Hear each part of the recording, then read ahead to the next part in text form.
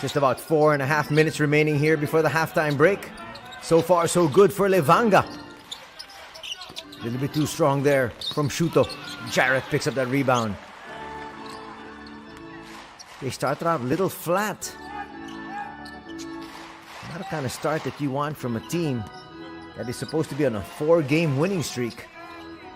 But desperation showing here on Hokkaido's side. That's why they started like a house on. Leads back up to 12. They're holding their own. Talking about Hokkaido.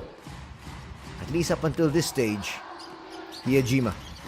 He's got the mismatch there.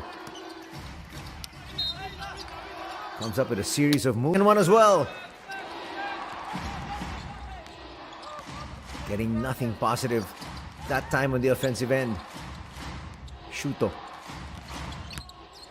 Almost traveled. Picked up that basketball. Here's Long. Waits for the double. Dwight Ramos. Has to force this one up. Not realizing. And now you want to be able to really bury your opponent, and you come up with a backing violation. Hiyajima. Trying to look for space. Foul's going to be called there and Shuto.